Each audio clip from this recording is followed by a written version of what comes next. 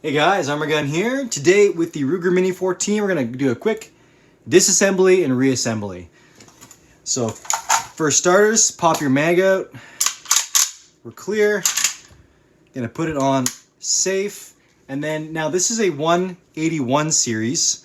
So it's a little bit newer. Actually, this is a 182. Would have been built early 80s, but it would be a second generation gun. The 180 would have been original. 182 is a little bit different in that it's incorporated a bolt catch right here. So that'll be the one difference. And then also, that just makes putting the bolt, pulling it in and out a little bit trickier, but we'll go through that as well. Also, this being a factory folder style as opposed to the wrench style, the one additional step you're gonna have to do is to screw out this bolt that retains your grip, so that you can get access to pry open the hinge for the trigger guard. So let's start off with that. We will screw this out. I'd recommend using mine's a flathead or a blade screwdriver is what it requires. I've done this before, so I just keep it not super tight. This again, it's old. Mine's an older gun, older stock, older plastic. I've already got a chip in the pistol grip itself, so I'm trying to be nice to it. So the little nut inside falls out, then you just pull the grip off, and that's that. Now you can see this is quite a long screw. I'll just pull it out just so it's out of the way. Settle that off to the side. Don't actually need a wrench for today. Chambered in 223 is an important note as well. Not 5.56 for these guns, only 223. All right, so sometimes you need something a little bit more pronounced to pry this open. Sometimes you can just get it out yourself. I would recommend a little tool, something like this, just stick in that hole and just pry up. So my action and everything fell out already, but with this open, this will just pop right out. And again, have it on safe, just so that you don't accidentally drop the hammer and all that kind of thing. So trigger group looks very similar to an M14 or a Garand. Again, this basically is a miniaturized M14 action. We can just pull this all right out of the whole stock assembly. It's just going to hinge forward from the front. It's just a little bit tight on the op rod here. There we go. Okay, so that's off. Here's the inside of your factory folder type stock. There's a couple aftermarket companies that produce these as well. One called Falcon. There's a new one called Samson that's out now. I'm not as big of a fan of it. It takes AR grips. I just think it looks a little bit clunky. I thought the originals looked very sleek and refined and classic. I just like that. So, but anyways, I digress. Modern style handguards. The old 180 style is like ranch rifle or 181 style ranch rifle. Just pop those right off. This one that covers the side of the op rod here, you just have to pull it up a little bit so that this side of the op rod here clears that plastic cover, and then you can just pop this right off. So just leave that on there for now. See, just a bit of a clip around there that goes right around the barrel, bit of a heat shield, and that's it for this guy right here. Set that aside as well. Okay. Now, next step is we're going to pull out the operating spring guide rod. That's all there is to this. That pops out. Now your whole charging handle, or not your, basically this whole thing is an op rod with a charging handle milled into it. So that's attached by a cam system essentially to your rotating bolt. So we're gonna send that back. It's not actually a rotating, but it's an interesting kind of bolt. Same mechanism that the Garand, the M14 make. Once you get back to here, you'll see there's a little cutout notch right there. Once we get back, we can just separate this, and it's going to lift away from the bolt. You can see the bolt cam. There's a little cam notch on the side of the bolt down here, and that rides inside this groove right here. Okay. Set that aside. Now we're gonna wiggle out our bolt, which just takes a little bit of finagling. Get that out of there. It does tend to get a bit more hung up on the bolt catch, which is inside there, which we will pull off for reassembly. And honestly, possibly even disassembly, just because this is getting a bit annoying. Okay, so the way this works is very simple. There's a little bit of a catch right there, a little bit of a shelf. Just take a blade screwdriver, get a flathead screwdriver, put it in there. We're gonna give it a little bit, just a little bit of a knock with the mallet, and that should pop that off and expose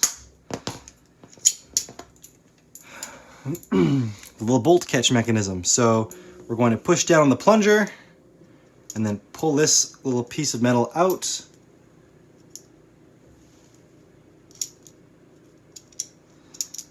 That's all there is to this. Okay, then your plunger and spring are both going to come out as well. At least they should. The bolt is in the way, I think, a little bit. There we go. There's that. My camera will focus on it. Now the bolt should come out a little more easily.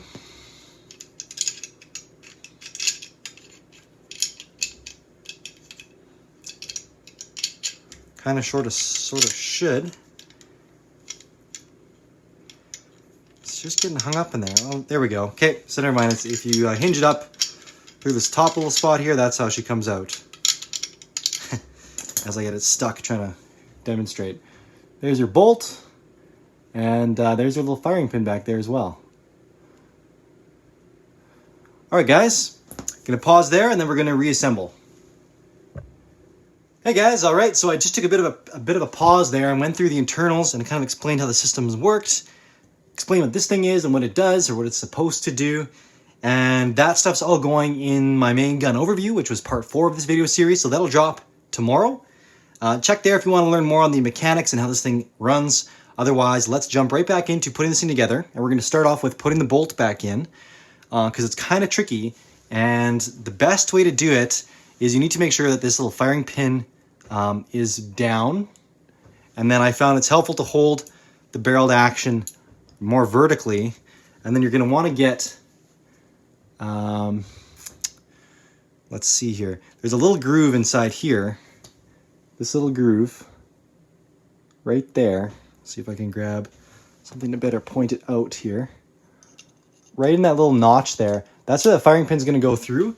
And that likes to get snagged. So basically just going to drop it in there.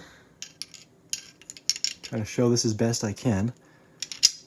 And it's just going to fall in there. And then once that's in, then you'll focus on getting this front lug dropped in. And once that front lug's dropped in, well, now it's already in. So, but at this point here, focus on getting that front lug in. And then you're good to go. And then it's cycling. So now let's put in, reinstall the bolt catch mechanism. So we're going to put your spring and plunger in first, making sure this little notch is facing towards the inside, or facing towards the buttstock, I suppose, is a better way of explaining it. So push it down, take your bolt catch mechanism. It only goes in one way, and this little nub right here is going to correspond with the notch inside here. So we're just going to put that in. It's self-contained. You can see that's the range of motion there. Okay, then upside down, you can see this is grooved here. So we're just going to slot this cover plate back in. Should go in just with hand pressure, finger pressure, and that's reinstalled. Okay, so now we can slide our bolt back, and that's, you can see there it's functioning. That's the bolt catch mechanism right there. Okay, so now we're going to take our charging handle. We're going to slip it back inside this cutout notch right here, and simultaneously getting it hooked in the cam mechanism into this mechanism here. So we'll line that up first, drop that in. So it's super simple. And then this just glides, just help it along with your hand. Send that thing home. Now we're going to take our recoil spring and guide rod, Just kind of, it's a little funky in there getting that to go through, but just takes a bit of finagling. Seat that in its little indent there in the front of the action. That just sits in there. Now we're going to take our stock, get it hooked back over there, hinge it down into the gas block. All of your barreled action should just slide home. Okay, there we go. We can put our handguard cover on top as well. That just slips in. Just a little spring tab there. It's going to go through. And then now here you can see you've got a little groove inside down there. Okay, that's going to line up with this little tongue right here. Okay, so you're just going to drop that in.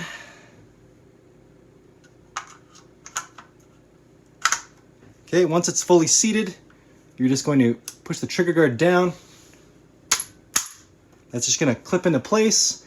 And now your gun's back together. All you got to do at this point is reinstall your pistol grip.